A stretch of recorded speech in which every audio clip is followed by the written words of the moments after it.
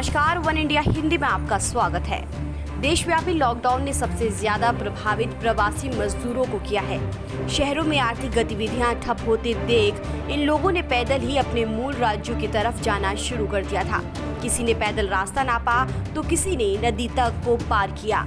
ऐसे में इन मजदूरों की कई दुख भरी तस्वीरें सामने आई। कोरोना वायरस लॉकडाउन के दौरान फैक्ट्री, निर्माणाधीन कार्य और दुकानें आदि बंद होने से मजदूरों को खाने और आश्रय तक की परेशानी का सामना करना पड़ा है।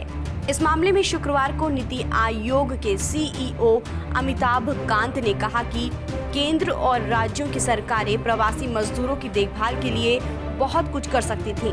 नीति आयोग के सीईओ अमिताभ कांत ने शुक्रवार को एनडीटीवी से बातचीत में कहा कि देश में कोरोना वायरस के चलते लगाए गए लॉकडाउन के दौरान केंद्र और राज्य सरकारें प्रवासी मजदूरों का ध्यान रखने के लिए बहुत कुछ कर सकती थी। उन्होंने कहा, लॉकडाउन की वजह से कोरोना को फैलने से रोकने में हम काफी हद तक कामयाब हुए हैं, लेकिन प्रवासी श्रमिकों के संकट को खराब तरीके से नियंत्रित किया गया। उन्होंने कहा, ये समझना बेहद जरूरी है कि प्रवासियों के मुद्दे काफी वर्षों से चुनौती बने हुए हैं। हमने उनके लिए कानून बनाए हैं। राज्य सरकारों की जिम्मेदारी थी कि वो ये सुनिश्चित करती कि हर मजदूर का ध्यान रखा जाए। भारत जैसे बड़े देश में केंद्रीय शासन से संबंधित सरकार की भूमिका सीमित होती है।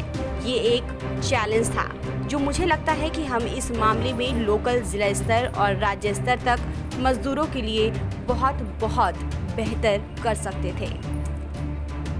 बता दें कि लॉकडाउन की वजह से कामकाज बंद हो गया है। दूसरे राज्यों में काम करने के लिए गए मजदूर और अन्य क्षेत्रों से जुड़े श्रमिक वहां फंस गए, पैसे खत्म हो गए और फिर जब भोजन का संकट पैदा हुआ तो प्रवासियों को घर लौटने के सिवा कोई और रास्ता नजर न आया। केंद्र सरकार ने राज्यों की सहमति के बाद श्रमिक स्पेशल ट्रेनें चलाईं, लेकिन ये इंतजाम नाकाफी था। श्रमिक पैदल और अन्य साधनों से अपने गृह राज्य की ओर बढ़ने लगे और फिर एक के बाद एक कई सड़क हादसों में दर्जनों मजदूरों की दर्दनाक मौत की खबरें आईं।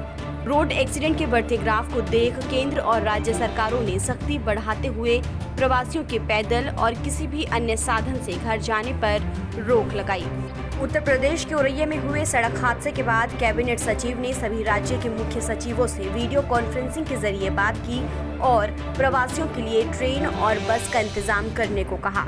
फिलहाल सभी राज्यों में पुलिस पैदल जाने वाले प्रवासियों को रोक उन्हें बस से भिजवाने का इंतजाम कर रही है। इस खबर में फिलहाल इतना ही। तमाम अपडेट्स के लिए आप बने रहिए वन इंडिया हिंदी के साथ।